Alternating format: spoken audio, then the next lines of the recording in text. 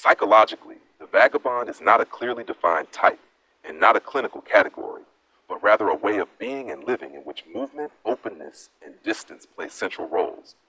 Identity is defined less through fixed places, stable roles, or long-term belonging than through being on the move itself. This inner and outer mobility often arises from a strong need for autonomy and self-determination, as well as a low tolerance for external control. The vagabond does not necessarily live against order, but beyond internalized social structures that tie identity to stability, possession, or performance. From an attachment theoretical perspective, this figure often shows patterns of insecure or avoidant attachment. Closeness is not fundamentally rejected, but carefully regulated, as it may be associated with the risk of loss or emotional capture. Relationships can be intense, yet they frequently remain temporary. Movement, changes of place, and non-commitment take on the function of emotional self-regulation. The vagabond is not incapable of relationships, but vigilant within them. Distance protects the self, where closeness is experienced as potentially threatening. Clinically, the vagabond is not a diagnosis and not a disorder within international classification systems. However, overlaps may appear with certain psychological burdens, such as identity diffusion, depressive states, adjustment difficulties, or unresolved trauma. What matters is not the lifestyle itself, but whether constant movement is freely chosen or driven by inner compulsion, leading to suffering, exhaustion, or social impairment. Freedom must be clearly distinguished from flight. From an existential psychological perspective, the vagabond embodies the human being without a predetermined meaning. Life unfolds in transitions, in the in-between, in the not yet and no longer.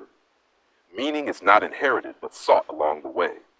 Questions of identity, belonging, and purpose remain open rather than prematurely resolved. This openness often comes with heightened sensitivity to transience, presence, and inner emptiness, but also with restlessness and inner homelessness. Social psychologically, the vagabond occupies a marginal position within societal order systems. Because they are difficult to categorize, control, or functionally integrate, they are culturally either romanticized or devalued. They appear as free spirits, artists, or seekers of truth, while simultaneously being labeled as outsiders or failures. Yet precisely this marginal position grants a unique observational perspective from which social norms, pressures, and self-evident assumptions become visible. Culturally and historically, the vagabond is an ancient figure appearing in many forms: the wanderer, the fool, the pilgrim, the flaneur, the exile. Across these manifestations, the vagabond embodies both freedom and truth-seeking, as well as uprootedness and loss.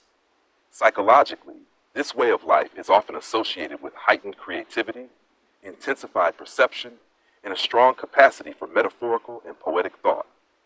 Movement sharpens awareness, and life outside fixed structures opens spaces for new ways of seeing.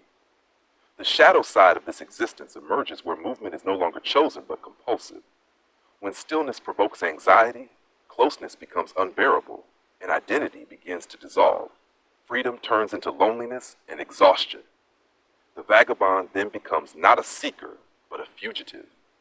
Psychological integration is reached only when both movement and rest are possible, when attachment no longer feels threatening, and when an inner home is formed that does not depend on external places.